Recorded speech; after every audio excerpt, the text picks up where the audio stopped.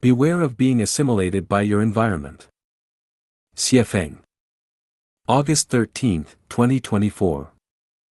The environment's influence on a person is incredibly powerful, and if one is not vigilant, it can destroy their ideals and prospects.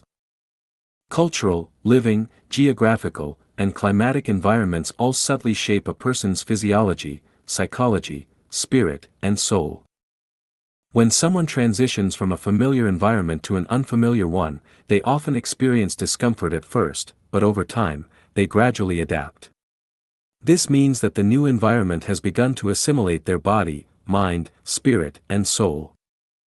In The Shawshank Redemption, there is a character who, after being imprisoned for over 20 years, becomes so accustomed to and even fond of the prison environment that he's completely assimilated by it. After his release, he is unable to adjust to life outside and tragically takes his own life. There was also a woman who was kidnapped and kept in a basement, where she endured prolonged sexual abuse. Over time, she adapted to the abuse and even developed feelings for her captor, going so far as to defend him in court.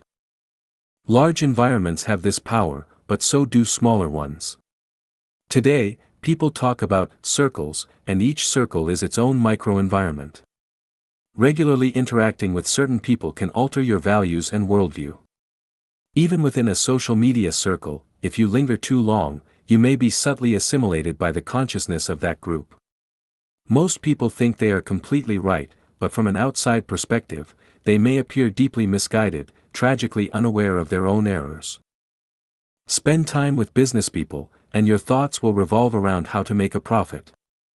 Spend time with philosophers, and your mind will be full of debates. Spend time with politicians, and you'll be consumed with thoughts of power and control. Spend time with thieves, and your thoughts will focus on techniques for theft. The people you associate with are a reflection of yourself. People deeply influenced by religious teachings often have rigid ways of thinking. It's hard for them to accept new ideas or step outside the boundaries of religious doctrine. Similarly, people in society who have long been accustomed to being slaves often lose the consciousness of being their own masters, which is both pitiful and lamentable. Being unaware of one's fixed mindset is not just a condition of the masses, it applies to acknowledged great figures and elites as well. In thousands of years of human history, there are very few individuals who have managed to remain unaffected or unconstrained by their environment.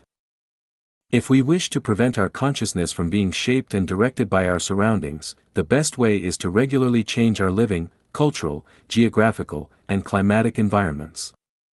Stepping out of one's circle and observing from the outside makes it easier to clearly see successes, failures, rights, and wrongs, like looking at the Earth from the Moon, or viewing China, the US, and Russia from a global perspective.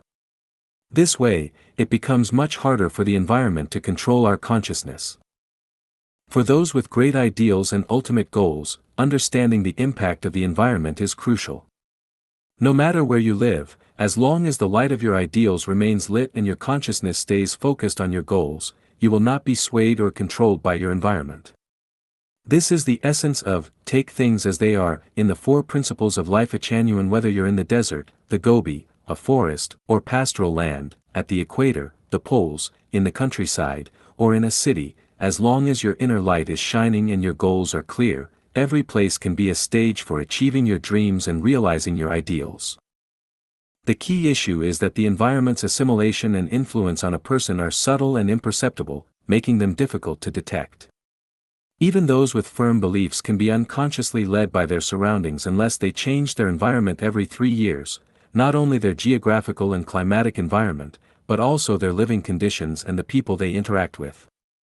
Unfortunately, accomplishing this is as difficult as climbing to the heavens. This is one of the arrays in the 36-8 diagram arrays.